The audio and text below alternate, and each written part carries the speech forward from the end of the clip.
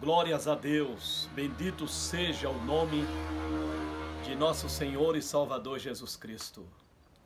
Aproveitando essa oportunidade, quero saudá-los a todos com a paz do Senhor Jesus, dizer que está um domingo maravilhoso, um domingo abençoado, o primeiro dia de mais uma semana que se inicia, e acredito que vai ser uma semana de bênção sobre a tua vida, sobre a vida da tua família. Aproveitando que estamos de férias, quero aqui compartilhar esse assunto que estaremos tratando aqui com vocês de uma forma simples, de uma forma construtiva, que sirva para o vosso elevo espiritual. Estou aproveitando que estou de férias, então estou barbudo, como vocês podem ver aí. Estou deixando a barba evoluir um pouco, mas Deus é conosco e Deus é quem nos abençoa.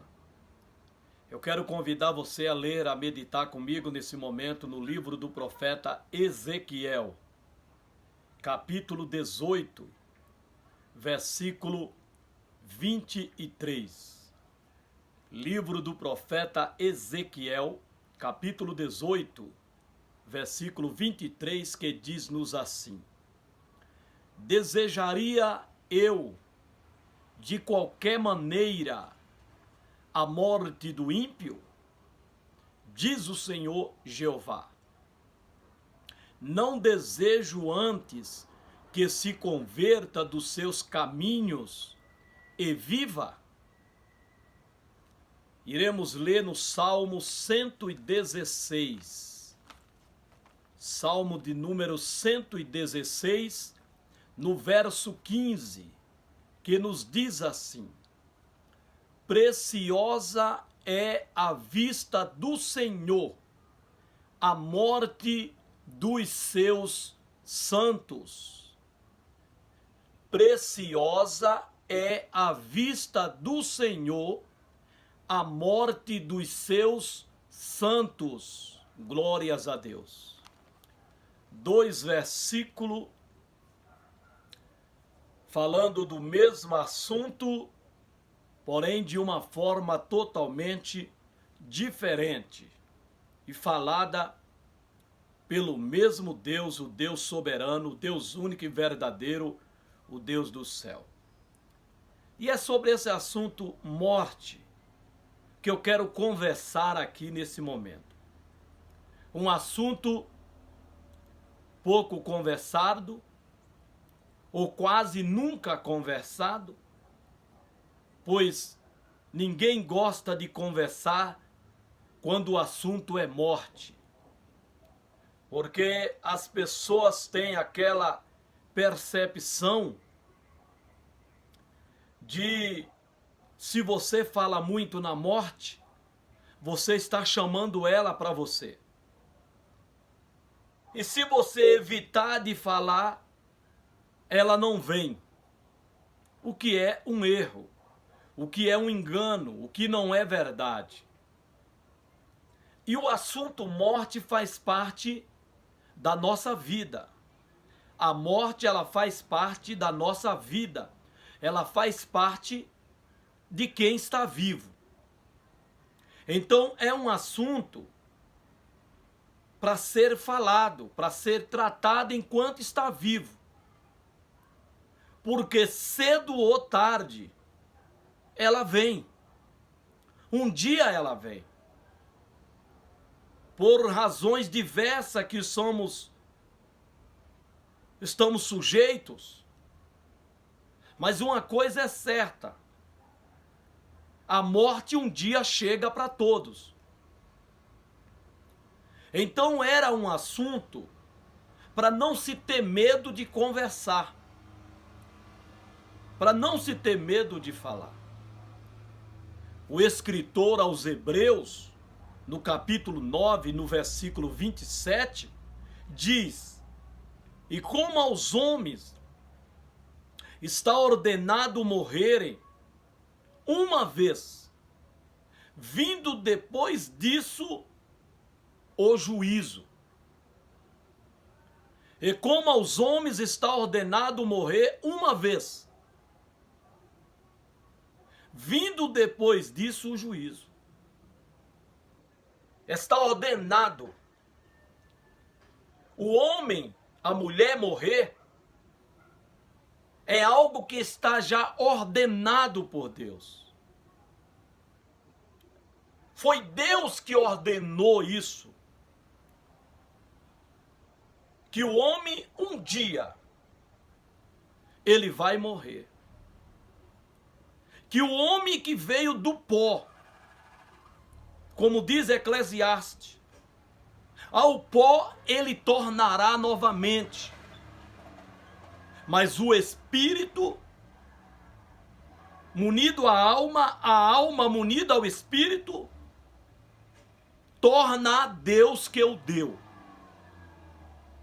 Uns, na verdade, como diz Daniel, para vergonha e desprezo eterno. Outros, para glória e vida eterna. Mas tanto o espírito do ímpio, quanto o espírito do justo, ambos voltam para Deus. Porque ambos foram dados por Deus. Ambos pertencem a Deus. E o destino do justo, o destino do ímpio, está nas mãos de Deus a lidar. Quem fez a justiça, aceitando a Jesus Cristo como seu Senhor e seu Salvador, irão para a vida eterna. Quem cometeu a injustiça, negando, rejeitando a Jesus Cristo como Salvador, irão para a morte eterna. Não falando de extinção, não se falando de extinguir, mas para uma morte no inferno, separado de Deus por toda a eternidade em angústia e dor. Mas o destino de ambos caberá a Deus lhes dar. E isso conforme a escolha de vida que escolheram viver aqui nessa vida. Porque a vida que escolhemos viver aqui, a forma de vida, o modo de vida que escolhermos viver aqui nessa vida, vai refletir na vida vindoura após a morte. Porque a morte não é o fim. É sim a cessação da vida aqui. É a cessação da vida terrestre. Porém, a vida continua pós-morte. Mas a escolha de qual vida você vai querer viver na eternidade, após a morte desse corpo aqui, é a vida que você escolhe viver aqui nesse corpo. Oxalá você faça a boa escolha. Oxalá você faça a melhor escolha. Porque a oportunidade é dada para todos. Deus, quando tirava Israel do Egito, Israel caminhando pelo deserto, Deus chegou um momento de chamar Israel para uma conversa e disse para Israel, a respeito de Israel não saber a quem servia, ora servia a Deus, ora servia ao diabo,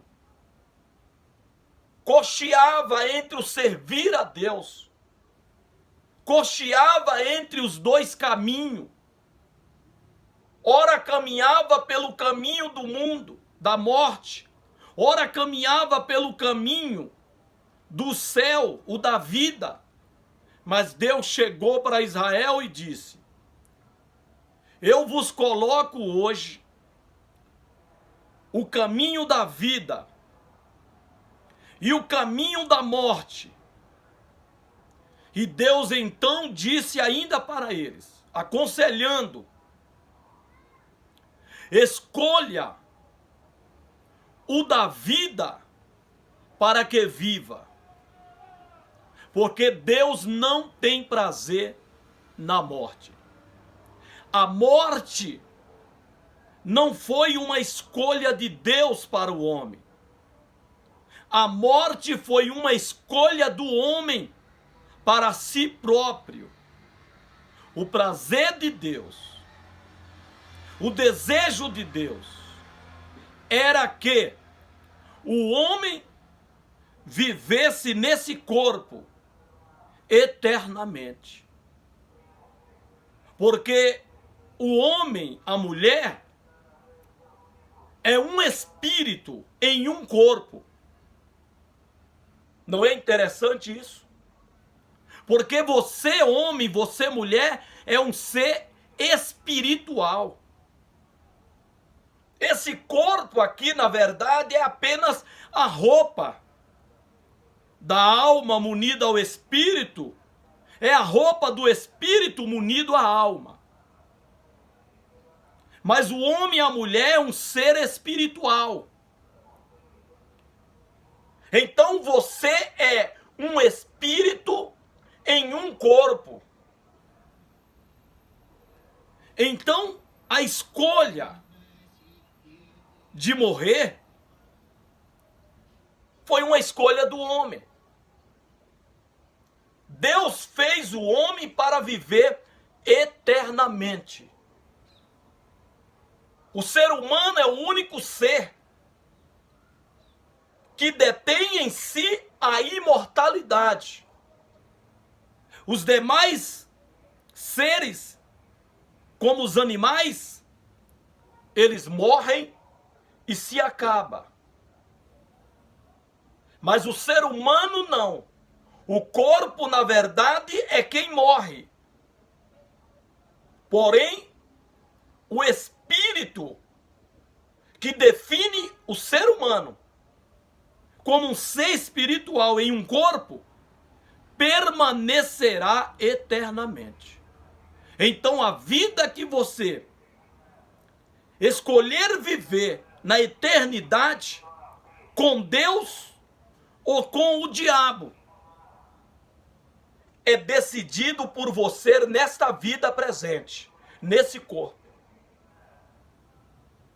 Mas Deus dá sempre o conselho para que o homem escolha o caminho da vida para que viva. Mas Deus nunca escolheu a morte para o homem. O que o escritor aos Hebreus, que nós ressaltamos aqui, escreveu pelo Espírito Santo de Deus aos Hebreus, no capítulo 9, versículo 27 do livro dos Hebreus, da carta aos Hebreus que nós recitamos, é uma ordenança de Deus, dada ao homem como uma reação da ação do homem. Porque toda ação desencadeia uma reação. E toda reação tem consequências. E o que o escritor aos Hebreus escreveu ali é o que está lá em Gênesis, no capítulo 2, no versículo 15.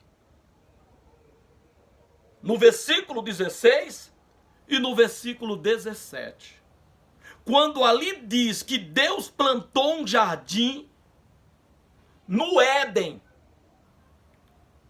e colocou o homem para lavrar e guardar o jardim que ele criara. Um jardim de todas as plantas comestíveis. O jardim possuía todo tipo de plantas, de árvores, de frutos comestível que você possa imaginar. Foi o que Deus plantou para colocar nele o homem para o guardar, lavrar, trabalhar a terra e guardar o jardim de Deus no Éden, o conhecido paraíso. Mas Deus, quando colocou o homem, Deus lhe deu regra a ser seguido, a ser obedecido. Deus lhe determinou condições que o homem, se submetendo a essas condições estabelecidas pelo próprio Deus, lhe garantiria a vida e a sua permanência nesse jardim de Deus, nesse jardim maravilhoso. E como Deus criou o ser humano livre, lhe dando o livre arbítrio de escolher, de ir e de vir, Deus deu ao homem, como aos anjos, o livre-arbítrio. Deus não fez o homem como uma máquina, para ser uma máquina, programado, guiado por um botão, não. Deus fez o homem livre para escolher. Mesmo sabendo das escolhas que o homem escolheria, mas Deus lhe deu livre-arbítrio. Porque não pode haver criatura democraticamente livre sem o direito de escolher. Então Deus assim fez o homem. E colocando esse homem no jardim, dando a esse homem regra, mandamento, e lhe mostrando também as consequências da desobediência desse mandamento, da quebra dessas regras. Porque tudo na vida precisa ser regrado com regras. Se não tiver regra, vira bagunça, vira baderna. Então tudo na vida precisa impor regras para ser seguidas, para serem obedecidas, para o bem de todos e o bem de tudo. E no jardim para com Deus não foi diferente. As regras humanas, elas vieram do céu, vieram de Deus. As leis que existem aqui são cópias do céu. Então Deus deu regras ao homem. Colocou ele no jardim e disse para o homem: de toda a árvore que está no jardim, dela comerás livremente, mas da árvore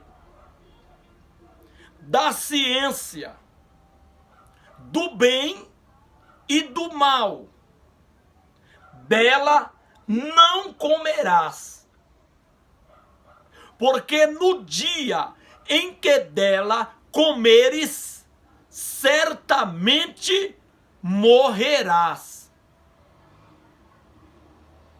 E o interessante de se observar aqui,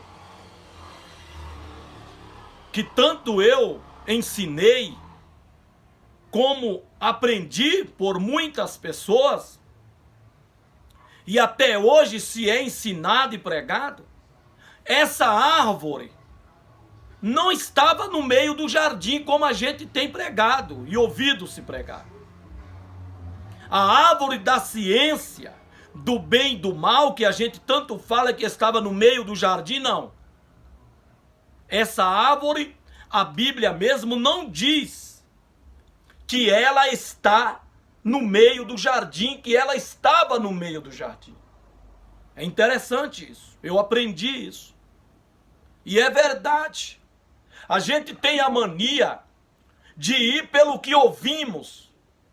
A gente tem a mania de falar aquilo que a gente ouve, sem examinar, sem ir lá consultar se é verdade aquilo que se está falando, como fazia os crentes bereanos quando Paulo pregava. Mas a gente ouve, confia, porque quem está pregando é o pastor fulano, é o pregador fulano de tal, e a gente sai também disseminando, pregando aquilo que nós ouvimos, sem primeiramente consultarmos. Mas se nós olharmos aqui agora na Bíblia, em Gênesis 2, 15, 16 e 17 que eu li, não diz que a árvore da ciência, do bem e do mal, estava no meio do jardim. Mas diz que ela estava no jardim, com as demais árvores. Agora, a árvore que estava no meio do jardim, era a árvore da vida. Está lá em Apocalipse capítulo 2, versículo 7. É a árvore que estava no meio do jardim de Deus. Era a da vida, que é um tipo legal de Jesus. Enquanto que a árvore da ciência do bem e do mal é um tipo da morte. A árvore da ciência do bem e do mal, quem comesse dela, morria. A árvore da vida, quem comer dela, viverá. E a árvore da ciência, do bem e do mal, como a árvore da vida, estava todas no jardim, juntamente com as demais árvores que Deus plantou no jardim. E o interessante também de se observar é que não havia restrição sobre comer da árvore da vida. Dá-nos a entender que quando Deus disse de toda a árvore que está no jardim, aqui inclui até a árvore da vida, comerás livremente. Então aí a gente subentende o quê? Que as demais árvores, os frutos serviam para alimentar o casal e posteriormente seus filhos. Mas a árvore da vida era o que lhe garantiria vida. À medida que eles fossem comendo do fruto da árvore da vida, eles iam vivendo. Mas a restrição era para não comer da árvore da ciência do bem e do mal.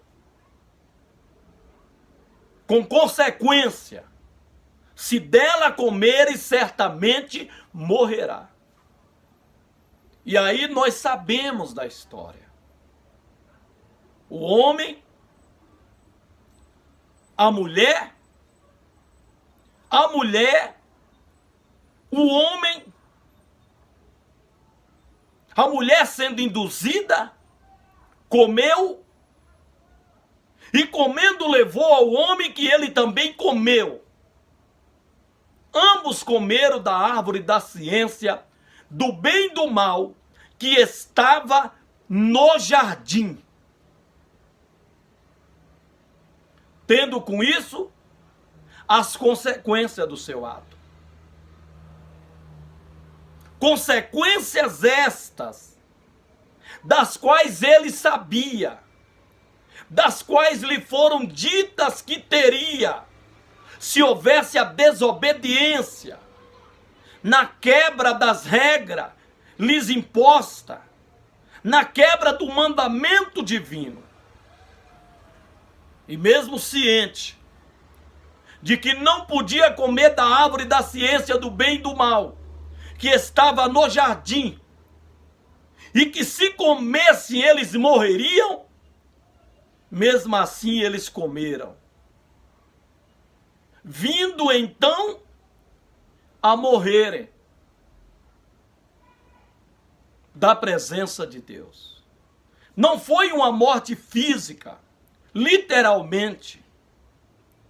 Eles não comeram e já morreram ali de imediato. Não. Talvez eles até ignoraram, porque a serpente, o diabo personificado na serpente, tinha dito para a mulher, quando a mesma disse que não podia comer, porque Deus lhe tinha dito para não comer, que se ela comesse ela morreria. O diabo disse para a mulher que ela não morreria, mas que ela seria igual a Deus, conhecendo o bem e o mal. Talvez a mulher, o homem, ao comer, talvez disseram que o diabo estava certo e que Deus estava errado, porque eles comeram do fruto e não morreram, continuavam ali vivos. É que a morte que Deus lhes tinha falado era a morte espiritual, era a separação entre o homem e entre Deus. Essa era a morte que eles sofreriam, a morte espiritual,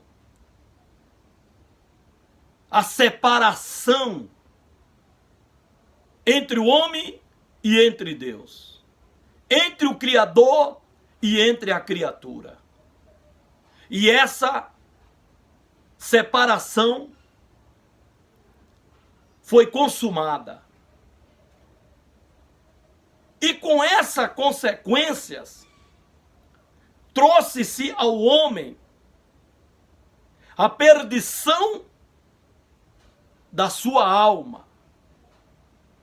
Porque agora, separado de Deus, não podendo mais permanecer com Deus, em Deus, no habitar de Deus, esse homem estava agora destinado à perdição do inferno.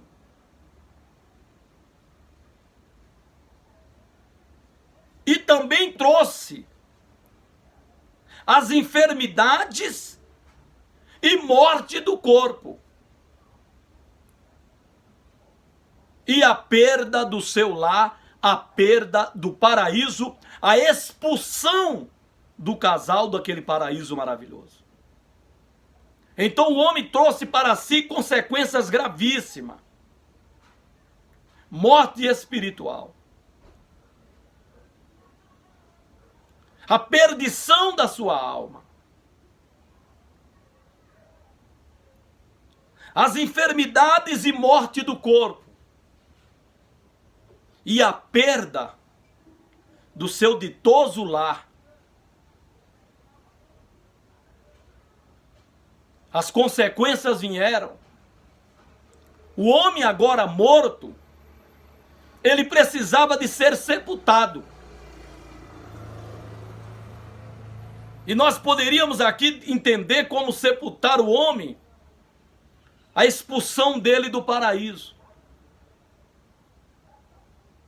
Porque Deus temia que agora, conhecendo o bem e o mal, eles viessem a tomar da árvore da vida que estava no meio do jardim, Apocalipse 2:7, e viesse a comer do seu fruto e viver eternamente em pecado, no pecado. Aí seria uma desgraça total. Então eles precisavam agora ser expulso do seu lar, ser expulso do seu domicílio, do paraíso. Deus então lhes taxou as sentenças, falou com Adão como responsável pela casa, pela família.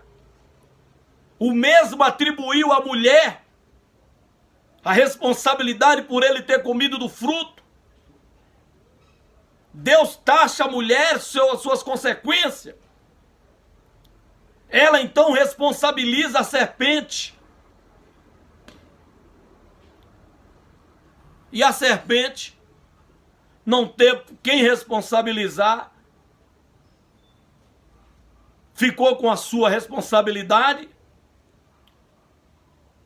A mulher iria passar a ter parto com dores. A serpente iria arrastar sobre o seu ventre e comer pó para o resto da vida.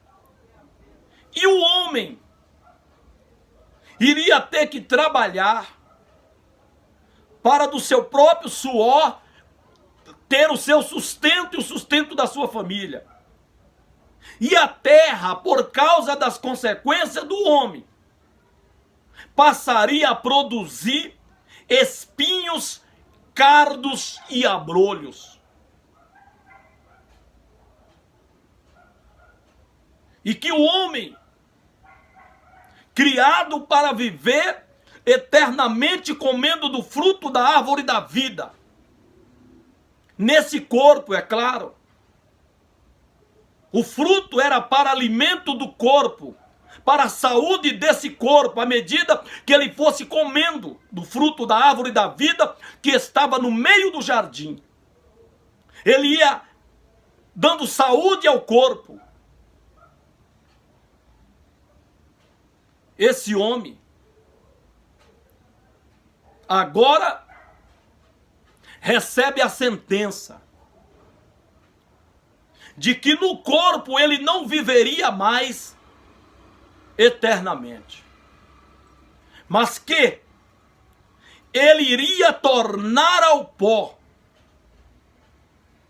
de cujo pó ele foi criado pelas mãos do Deus poderoso, Gênesis 2, versículo 7. Então esse homem que foi criado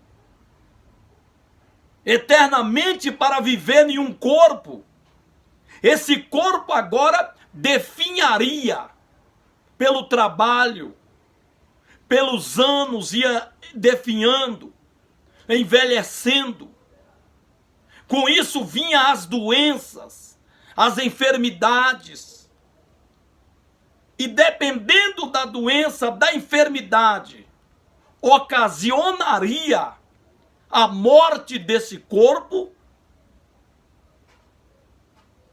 não permitindo mais esse homem espiritual viver nesse mundo físico,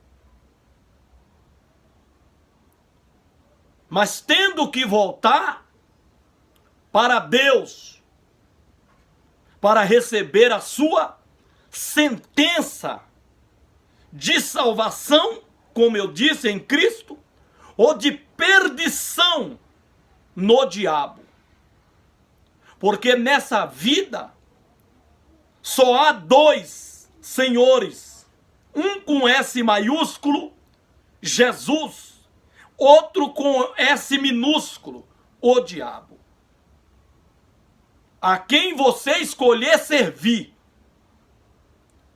Um dia você vai viver eternamente com ele. Ou com Jesus para a vida eterna, ou com o diabo para a condenação eterna.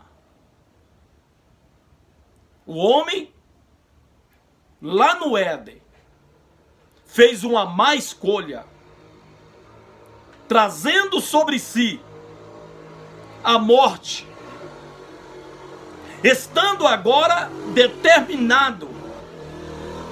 Foi o que Hebreus, escritor aos Hebreus 9:27 escreveu. Estando agora ordenado que ele iria morrer. Que ele iria morrer. Aí Paulo escreve aos Romanos capítulo 5, versículo 12. Paulo diz, pelo que, como por um homem, esse Adão, entrou o pecado no mundo, na humanidade. Por isso o pecado passou a todos os homens e mulheres aqui. Por isso que todos pecaram. Ainda que nós, não foi as nossas mãos que tomaram do fruto da ciência do bem e do mal para comermos. Porém, a decisão de Adão passou a toda a humanidade por descendermos de Adão e Eva. De maneira que o salmista mesmo diz que em pecado me concebeu a minha mãe, e em iniquidade eu fui gerado. Então tá aí. Nós já nascemos com o estigma do pecado. Já nascemos sentenciados a morrer eternamente e viver separado de Deus por toda a eternidade. Mas Deus, que é misericordioso, na sua infinita misericórdia, Ele proveu uma condição para o homem se salvar. Assim como tinha uma condição para o homem permanecer vivo em comunhão com Deus no jardim, mas o homem quebrou. Assim também Deus, o homem agora morto espiritualmente, caído da presença de Deus espiritualmente, condenado à perdição eternamente, Deus lhe proveu também uma condição para que o homem acatando, o homem obedecendo, esse homem morto viessem a ressuscitar da sua morte espiritual, tendo uma esperança de reatar com Deus aquela comunhão quebrada, aquela comunhão violada pela desobediência, mas agora pela obediência, esse homem viesse novamente a entrar em comunhão com Deus e a viver novamente na presença de Deus. Deus lhe proveu um escape, porque Deus é amor. Deus ama o homem, a mulher, o ser humano. Então Deus, que não escolheu para o homem morrer, agora Ele escolhe para o homem viver. Deus não escolheu a morte para o homem, mas a vida.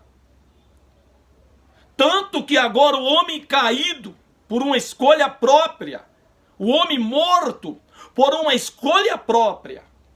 Deus não deixa o homem lá morto, caído. Deus lhe condiciona a escolher ressuscitar e viver novamente com Ele em harmonia eternamente, provendo para esse homem um escape, uma solução, mas também por escolha livremente desse homem, não por força, não por violência, mas por escolha desse homem, por amor a Deus. Deus lhe provê. Mas a morte, uma escolha do homem para si. Essa morte passou a todos os homens. O ser humano, segundo Paulo escrevendo aos Efésios, no capítulo 2, versículo 1 a seguir, ele diz sobre o estado do homem, que Jesus veio para nos vivificar, dar a vida novamente, ressuscitar o que estava morto, em ofensas e em pecado.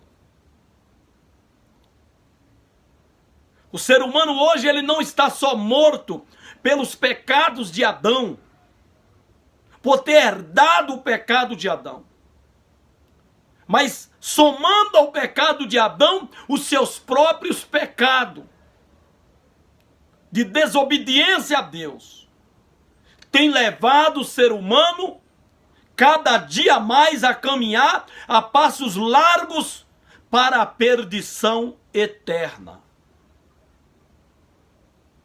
E uma das consequências, irmão, dessa doença que nós estamos vivendo é o pecado do ser humano contra Deus. Como eu disse, quando o homem pecou, ele trouxe para ele, e extensivamente para toda a humanidade depois dele, as enfermidades, as doenças para o corpo. E com a doença vem a morte. Então estamos vendo aí que isso são consequências do pecado do ser humano. De que se queixa o homem? Queixam-se dos seus próprios pecados. Deus não é culpado pela pandemia. O fato de Deus permitir não quer dizer que foi Ele, como muitos estão dizendo. Como muitos estão atribuindo a Deus a pandemia. Pessoas que falam do que não sabem.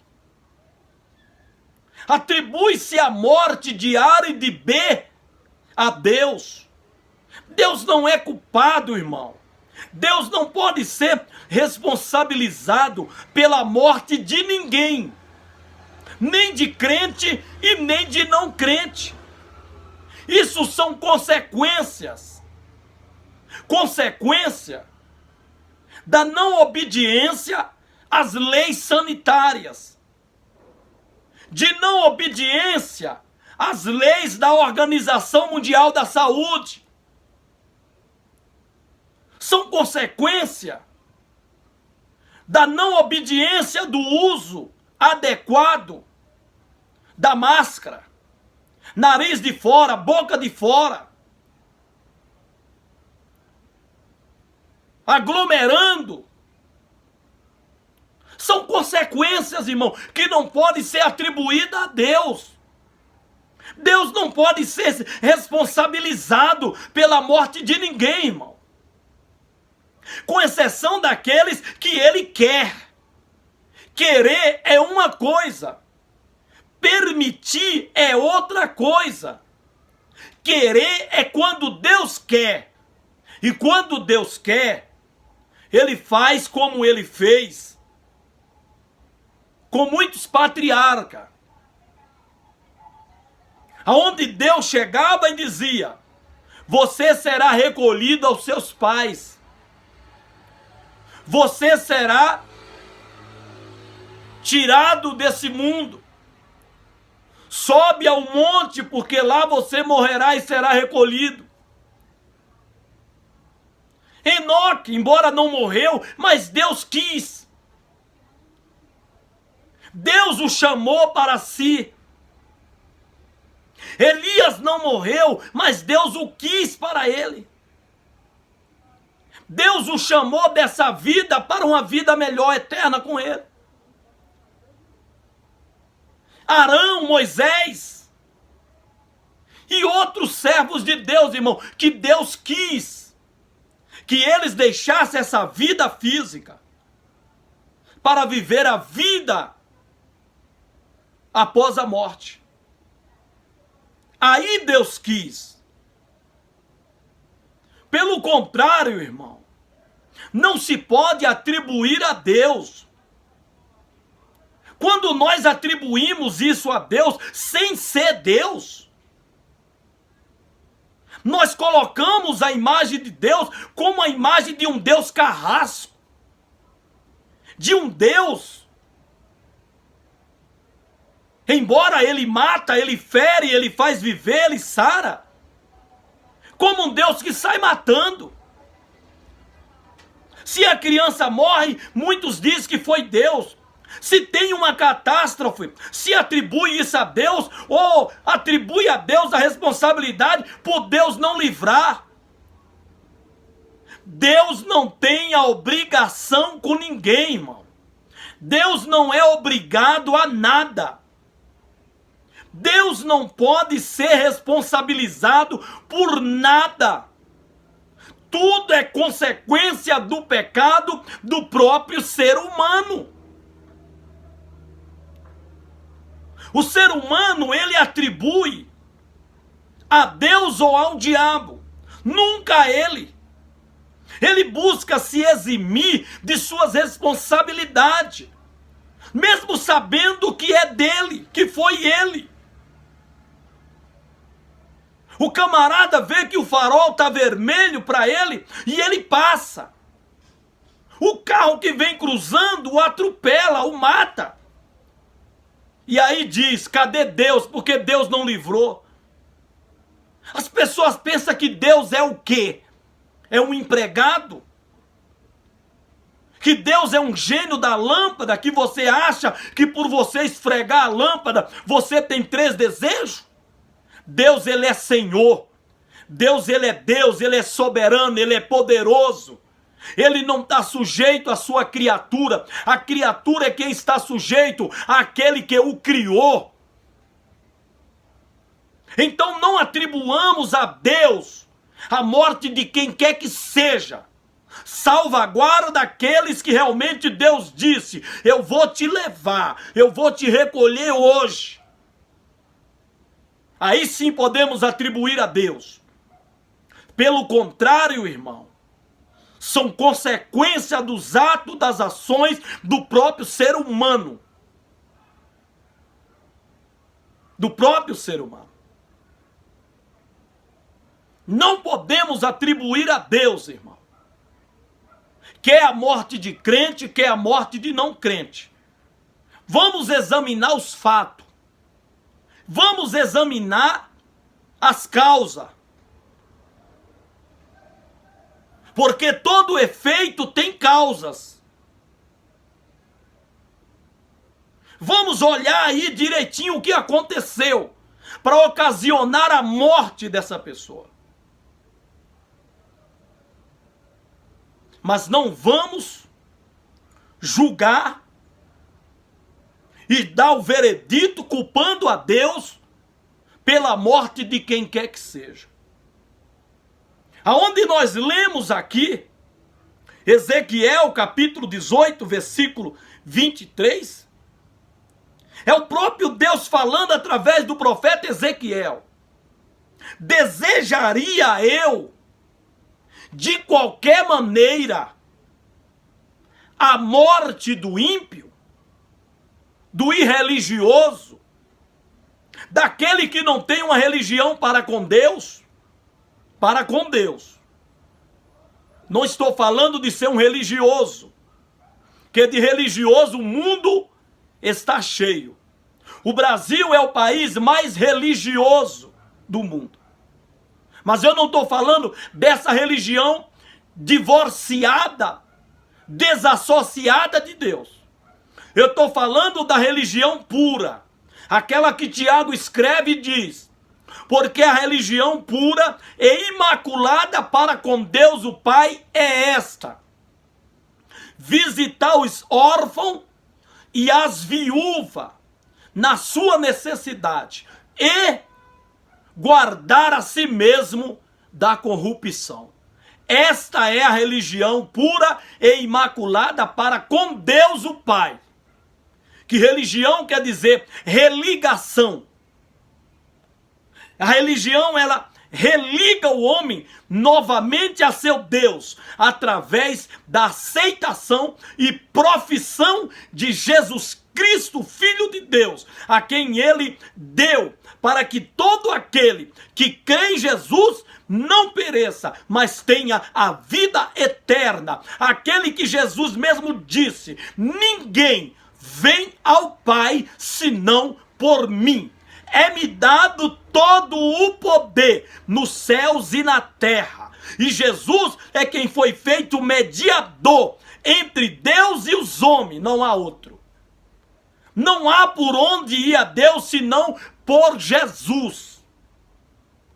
E as pessoas não querem Jesus. Elas fazem oração na praça. Elas estão desesperadas. Elas estão com medo, em pânico com essa pandemia. E fazem volta de mãos dadas nos hospitais, e faz aquelas reza, que isso não é oração, é reza, e faz aquela mescelância toda, aquela mistura toda, e acha que Deus está nesse negócio? Acha que Deus está ouvindo isso? Acha que Deus vai responder isso? Não vai não. Não vai não. Jesus disse: eu sou a videira verdadeira e meu Pai é o agricultor. Ninguém faz nada, não recebe nada de Deus se não for por Jesus. Sem mim nada podeis fazer, foi o que Jesus disse. Mas se vós estiver em mim, 15:7 de João, e as minhas palavras estiverem em vós, pedirei tudo o que quiserdes, e vos será feito. Mas há condição: o indivíduo vem a Jesus, e ele aceita a enxertação da palavra de Jesus nele, para mudar a vida dele, santificar a vida dele, para que então, em nome de Jesus, ele receba, ao fazer uma petição de Deus, alguma coisa. Mas o homem e a mulher não quer isso, irmão. Eles vêm a Jesus, mas eles não aceitam que a palavra de Jesus, a palavra de Deus falada por Jesus, enxerte nele, entre nele. Eles não aceitam. Por isso que eles não têm mudança de vida. Por isso que seus pareceres não mudam. Por isso, porque o seu interior não foi mudado. Porque quando o interior do homem aceita a palavra e é mudado na alma, no espírito, o corpo acaba transcendendo essa mudança, refugindo essa mudança, de maneira que quem está de fora veja pelo corpo que o seu interior, a sua alma, o seu espírito foi mudado pela palavra de Deus pregada por Jesus. Mas o ser humano não quer, irmão. Não. Eles querem viver a vida mundana, a vida do mundo, a vida imposta pela sociedade para se viver, para agradar a sociedade e não a Deus, porque o viver mundano não agrada a Deus, agrada sim a sociedade. Então eles não querem, eles querem vir a Jesus, eles vêm, até chora, até se emociona quando vêm a Jesus, mas eles não aceitam que Jesus faça algo na vida deles para lhes mudar a vida. Eles não aceitam. O ser humano hoje não aceita. Eles estão como aquela parábola do moço rico. A parábola do homem rico, falado por Mateus, Marcos e Lucas. Quando ele veio a Jesus, perguntando para Jesus o que ele faria para herdar a vida eterna. Jesus então lhes deu a condição para se ter a vida eterna: guardar os mandamentos.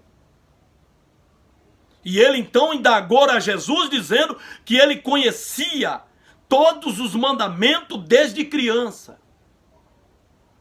Mas o fato de conhecer a Bíblia de Gênesis a Apocalipse, o fato de ter a Bíblia toda na cabeça, de recitar ela de cor, não nos faz crente, não nos faz servos de Deus, não nos faz dignos da vida eterna. Não. O diabo conhece a Bíblia de Gênesis a Apocalipse, ponto, vírgula, ele conhece tudo. Nem por isso ele é salvo. Mas o que importa para Deus é a obediência a Ele. É a obediência a Ele. É o serviço a Ele por obediência. É isso que importa para Deus. Porque importa mais obedecer do que sacrificar. Nem todo que me diz Senhor, Senhor, entrará no reino do céu, mas aquele que faz a vontade do meu Pai que está no céu. Mateus, capítulo 7, versículo 21.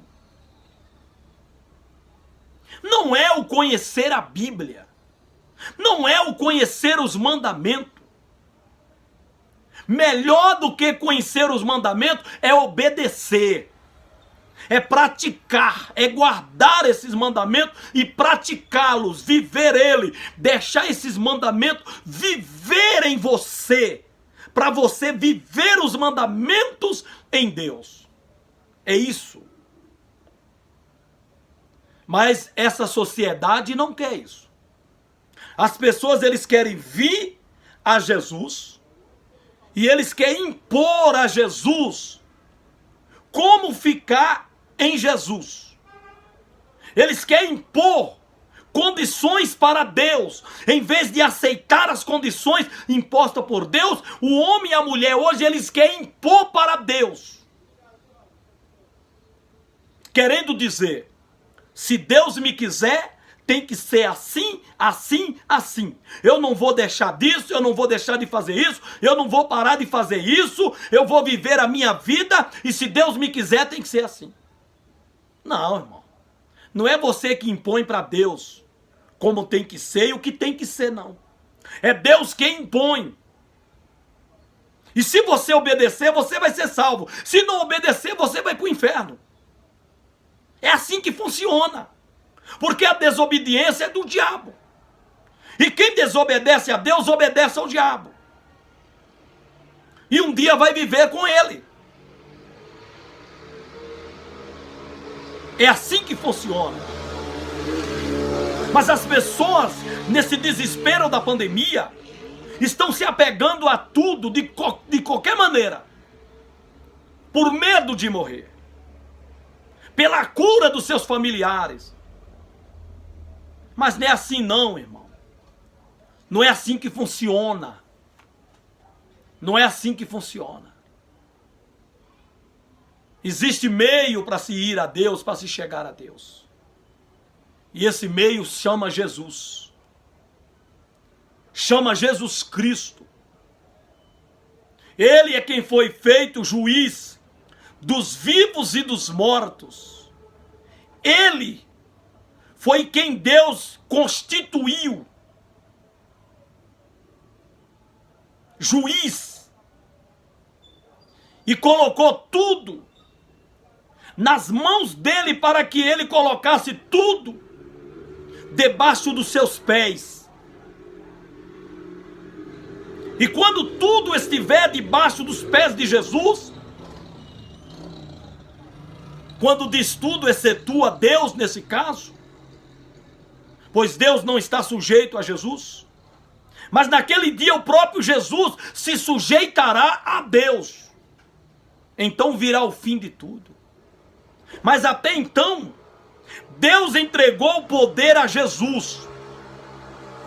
Não adianta você invocar a Deus sem Jesus.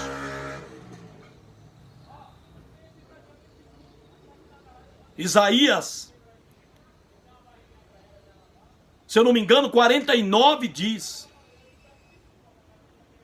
porque os meus ouvidos não estão agravados, tapados, para que eu não possa ouvir.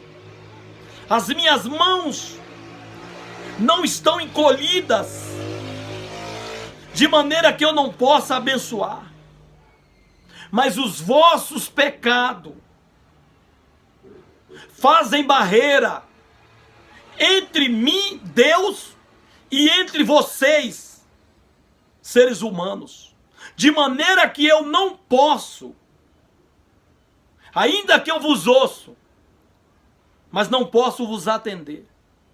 Ainda que eu estou com as mãos estendidas, mas por causa dessa barreira, dessa muralha de pecado, as minhas mãos não vos alcançam. E só quem tira pecado é Jesus, irmão. Somente Jesus tira pecado.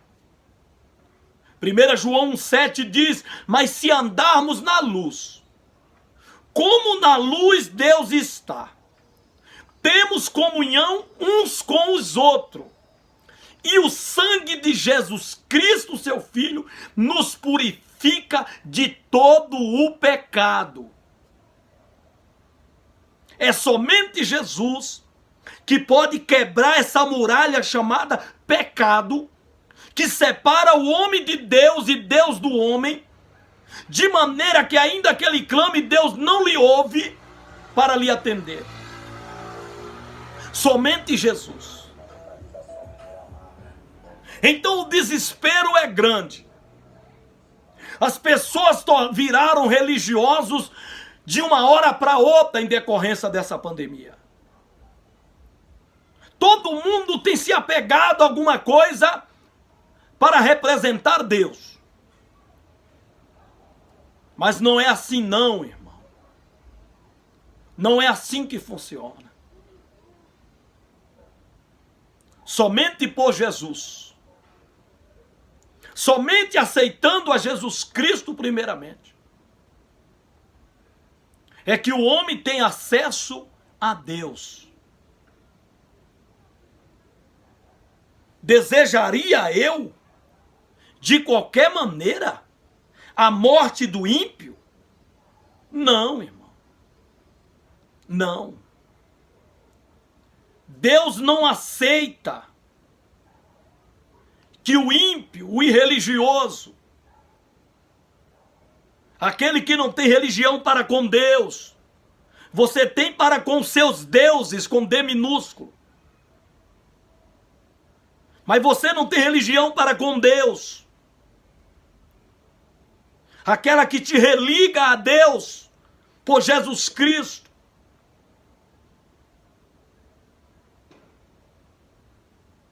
Desejaria eu que ele morresse de qualquer maneira? Não, irmão. Deus não deseja que o homem morra de qualquer maneira. estando sua vida bagunçada de qualquer modo. Não. Deus não aceita, Deus não está de acordo com isso. Não desejaria eu que ele se convertesse e vivesse? Sim, Deus está perguntando. Não desejaria eu antes que ele se converta dos seus caminhos, caminhos mal, pecaminosos, errôneos, e se converta e viva? Converter dos seus caminhos, voltar. Converter, voltar e entrar no caminho certo, que é Jesus. João 14:6. Eu sou o caminho, a verdade e a vida. Ninguém vem ao Pai senão por mim. O homem tem andado no seu próprio caminho, caminho de perdição, caminho de morte. Provérbio 15:14 diz: porque para o entendido o caminho da vida é para cima, para escapar do inferno que está embaixo. E o caminho da vida para cima é Jesus.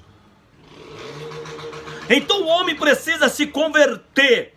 Ele precisa fazer uma conversão e voltar e entrar no caminho da vida, no caminho para o céu, que é Jesus Cristo, para ter vida. E viva. Deus não deseja que o ímpio morra de qualquer maneira. A sua vida estando de qualquer modo, não.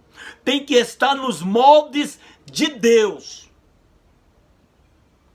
A vida do homem tem que estar nos moldes de Deus, no modelo de Deus, no padrão que Deus estabeleceu para você viver. Aí, se você viver no padrão de Deus, e por uma fatalidade da vida, que nós todos estamos sujeitos, vier a morrer, você vai para a vida eterna. Aí você vai viver eternamente com Deus. Vai viver eternamente com Deus. E aí, cumpre-se o Salmo 116, verso 15 que nós lemos. Preciosa é a vista do Senhor a morte dos seus santos. Santos aqui não é o que se entende aí, erroneamente. Esses bonecos de gesso, de madeira, de pau, de ferro. Não, santos são aqueles que foram santificados no sangue de Jesus Cristo e consagraram-se para Deus, consagraram sua vida para Deus. Isso é o que é santo. Santos são aqueles consagrados para Deus. Então a morte desses santos, ela é preciosa aos olhos de Deus. É como que Deus dizendo que ele tem prazer. Quando um santo, salvo, remido, lavado no sangue de Jesus, morre, porque vai para ele. Vai para junto de Deus, vai para perto de Deus. Mas se o ímpio morre de qualquer maneira, ele não vai para junto de Deus. Ele não vai para o paraíso de Deus. Porque de lá ele foi banido pelo pecado, por causa do pecado que ele cometeu. Então em pecado ele não pode voltar ao paraíso. Por isso que Deus colocou anjos, 2 querubins na porta do paraíso e uma espada flamejante que rodeava o jardim. No caso desse homem tentar voltar em pecado, a espada o matava. Então o homem não tem como voltar a Deus, ao paraíso em pecado. Então ele vai para o inferno. Mas Deus não quer isso para você. O que Deus tem para você é que você viva. Mas para você viver, você precisa se converter dos seus caminhos de pecado, que é o caminho do homem, o caminho que ele vive é de pecado, é pecaminoso, e entre pelo caminho de Deus, que é Jesus, para você então chegar ao paraíso e viver eternamente com Deus. Meu amigo, minha amiga, meu irmão, minha irmã,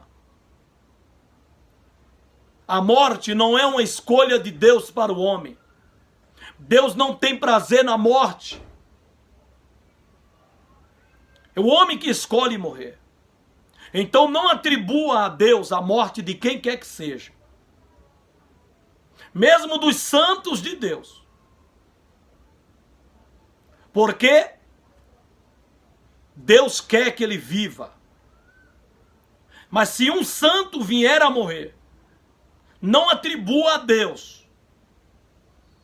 Ainda que ela possa ser preciosa aos olhos de Deus, se ele tiver de acordo com a vontade, o querer, os princípios bíblicos de Deus, mas não foi a vontade de Deus que ele morresse.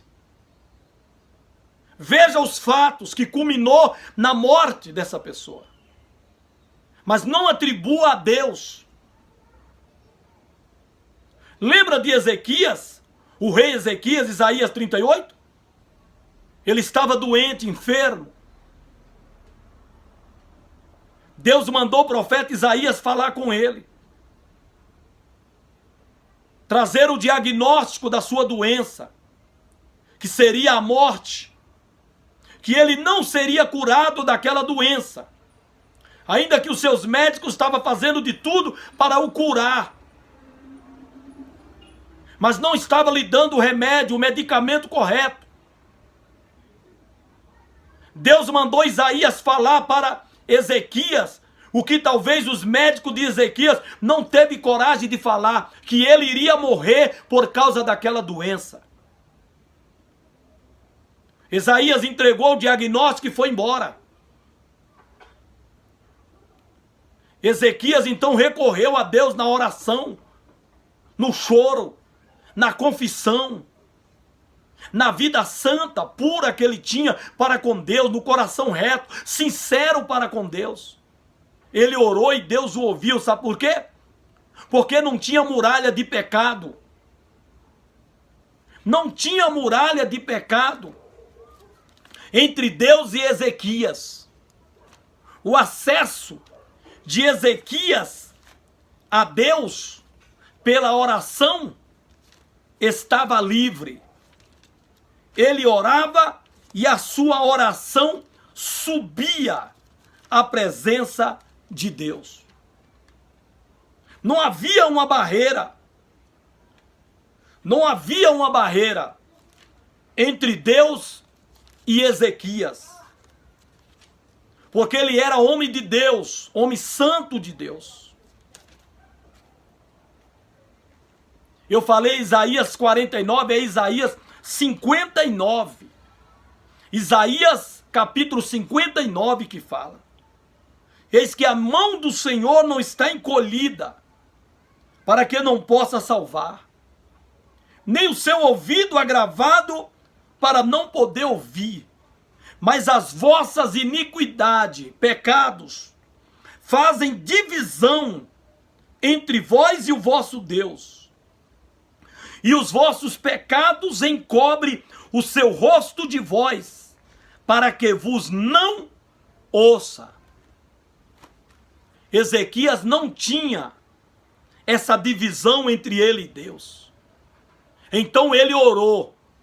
Quando ele viu que aquela doença iria lhe causar a morte física, E ele, não querendo morrer, ele orou a Deus, chorou e fez confissão a Deus de que ele era homem justo. Ele se auto-justificou e podia, porque realmente ele tinha como se justificar diante de Deus. E Deus aceitou a sua justificativa própria, dizendo que ele tinha andado com o coração verdadeiro, fiel diante de Deus. Antes que Isaías saísse, Deus mandou Isaías voltar. E reverteu a situação de Ezequias. Mas porque ele orou, se ele só tivesse ouvido o diagnóstico de Deus e se conformasse, ele iria morrer. Mas ele não se conformou, e tendo reserva para com Deus, por ser justo diante de Deus, por viver a vida de Deus, ele orou. Deus ouviu. As mãos de Deus estendidas o alcançou. Os ouvidos de Deus abertos o ouviu. E ele foi aceito. Isaías voltou e lhe deu uma palavra de bênção, uma palavra de vida, acrescentando mais 15 anos. Mas o interessante, o remédio que os médicos não sabiam lhe dar, foi o que Deus lhe deu. Interessante, Deus não mandou Isaías orar para curar Ezequias, mas Deus mandou Isaías falar para Ezequias que ele pegasse pasta de figo e colocasse em cima da úlcera, aquela úlcera mortal, que ele seria curado. Acredito que os médicos dele lhe deram muitos remédios, e nenhum deles for eficaz para a cura da doença de Ezequias, levando-lhe a piorar e ocasionando possivelmente a morte. Mas Deus usou da medicina natural e mandou Isaías mandar Ezequias pegar uma pasta de figo, colocar em cima da chaga, que ele seria curado. E Ezequias fez isso e foi curado e viveu mais 15 anos na presença de Deus. Queridos, Deus não tem prazer na morte. A morte não é uma escolha de Deus para o homem, mas é uma escolha do homem para si mesmo. E muitas vezes, como consequência das suas ações, da sua negligência, da sua desobediência, dos seus atos. Não culpe a Deus. Exalte e glorifique a Ele, porque o prazer de Deus é que o homem viva. Que Deus te abençoe, Deus te guarde, em nome de Jesus. Amém.